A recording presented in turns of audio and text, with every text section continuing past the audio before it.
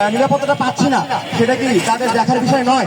নিরাপত্তা নিশ্চিত করার জন্য আপনাদের সহযোগিতা একান্ত কাম্য। সভাপতি মাহফুজুর রহমানের অপকর্ম হিসেবে তো আমি আপনারা অনেকেই শুনেছেন আমাদের মাদ্রাসায় যে সন্ত্রাসী এবং তারা অস্ত্র নিয়ে যে আমাদের মাদ্রাসায় তারা মানে আক্রমণ করতেছে, বিভিন্ন সন্ত্রাসী এবং যারা গুন্ডারা রয়েছে তারা আমাদের ওখানে যাচ্ছে, ছাত্রদের উপর অনেক প্রেশার ক্রিয়েট করতেছে এবং আমাদের যারা শিক্ষক মন্ডলী আছে তাদের উপর প্রেশার ক্রিয়েট করতেছে এবং AKM আব্দুল জব্বার রয়েছে তার উপর রক্তাক্ত অবস্থায় তাকে মেরে রক্তাক্ত অবস্থায় করে দিয়েছিল। তিনি আমাদের মাদ্রাসায় আমাদের সহযোগিতা করতে এসেছিলেন, তাকে বাধ্য করে সেনাকে তাড়িয়ে দেওয়া হয়।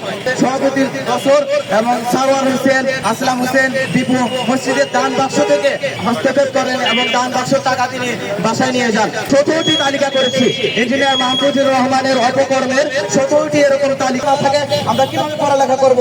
পড়ালেখার ভিতরে যদি আমাদের ভয় ভীতি কাজ করে আমরা পড়ালেখা করতে পারবো? আমাদের 100+ ছাত্র রয়েছে, আমাদের 120+ এখানে ছাত্র রয়েছে।